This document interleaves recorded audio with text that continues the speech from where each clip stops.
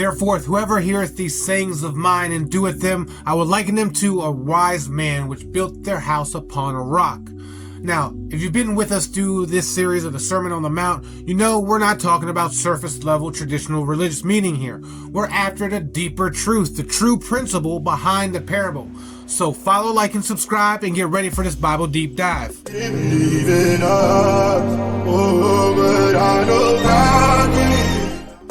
Now, look at the word heareth, right? In the original Greek and biblical terms, right, it means more than just letting sound hit your eardrums, right? It means to understand it, or what we like to say is to understand it, to really get it at its deepest level, right? And then notice that Jesus doesn't stop here. He says, and doeth.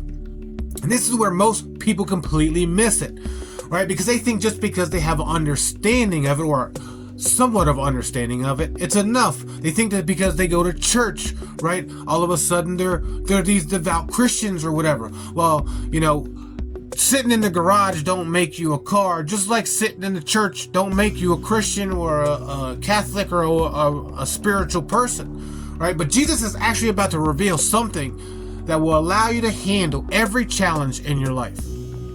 Now check this out, because here's where it gets funky, because Jesus tells us about two builders, right? Both of them hear the same truth. Both of them build a house, and both of them face the same exact storm, right? And he says, and the rain descended, and the floods came, and the winds blew. Now, Jesus is showing us here that the storm is not personal. It's not punishment, right? It's not even necessarily negative. It's just doing what life does. Life goes up and down. Man, it's got peaks and valleys, highs and lows. Man, that's just how it rolls. You got to understand that when we think about a flood or a problem or anything, it's all good. Everything is good. That single eye, that's the clear conscious that sees past what appearances are. And this is where it becomes crucial, because we have to understand that life is going to life. It's filled with ups and flows, ebbs and valleys, things of that nature. You know what I mean? And that we have to understand that all of our storms, whether they're physical or metaphorical, is all for good. Because what does a storm do? A storm, yes, destroys, but also a storm creates. Right? And flooding allows fish to jump from river to river, right? Flooding allows fruit and trees and things to grow in places that they wouldn't normally grow. It also knocks down the dead trees and things of that nature for other life to be able to use them, so new life can grow and appear. And that's what all problems, all things are the same way. It's just like two people facing the same financial challenge, right? One panics with emotional decisions and get rash and tries to force solutions. That's the sand builder.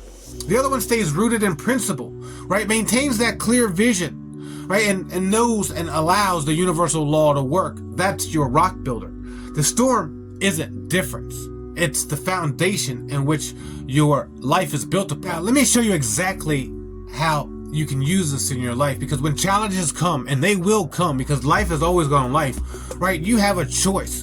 You can build your response on the rock, the unchanging God, the clear understanding, the unwavering faith, the proven law and power. Or you can build your shit on the sand with popular opinion, emotional reactions, and surface knowledge and personal will. Here's what most people miss. The rock isn't something that you create. It's something that you end up discovering. It's already there. The truth is already established. God is already working. I mean, think of the gravity of it. Now, you don't have to believe me. You don't have to believe it. You don't have to believe in anything, right? You don't even have to understand it. You don't have to like it. But what you need to know is that it's working regardless.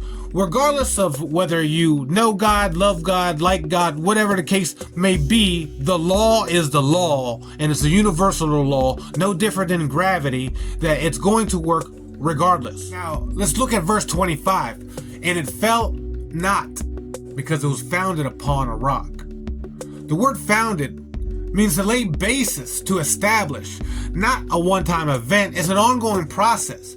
Right? Remember our lesson about the lilies and how they grow naturally, without strain. This is the same principle, because when you build upon a rock, you don't react to circumstances. You respond with God, right? You don't try to control outcomes. You just align with the law.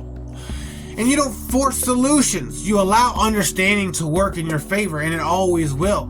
When you're facing a decision at work, the sand builder asks, what will people think? What's the fastest fix? And what And how can I control? The rock builder asks, what's the spiritual principle here? The truth behind the appearance. And how does the law work in this situation? Now I want you also to look at verse 27, because then he says, and great was the fall. Now notice the sand didn't gradually decline, right? It didn't slowly deteriorate. It fell. It was a great fall. Why? Because anything built on shifty ground, uncertain ground, uneven ground, is bound to collapse. And when you build upon a rock, when you build upon God, the infinite intelligence source, the universe, right? No storm can shake your foundation, not because you're strong. It's because your spirit is unshakable. This week, I want you to observe your reactions to certain situations, right? I want you to notice when you're reacting negatively or a non-spiritual manner, right, to certain situations. Are you shaky like the sand, uncertain? Or are you strong and solid like the foundation? And then I want you to practice to start checking yourself. Whenever you start getting yourself into a situation to where you might react in a non-positive or non-spiritual manner to a point that be to your positive ability, I want you to check yourself, right? Before you beep and honk or give that guy the finger that just cut you off in line, I want you to check yourself. Before you start huffing and puffing about the lady that's taking too long at the cashier at the Walmart, I want you to check yourself. And I want you to share in the comments how your week went and how you actually did. And as always, follow, like, and subscribe for more Bible deep dives.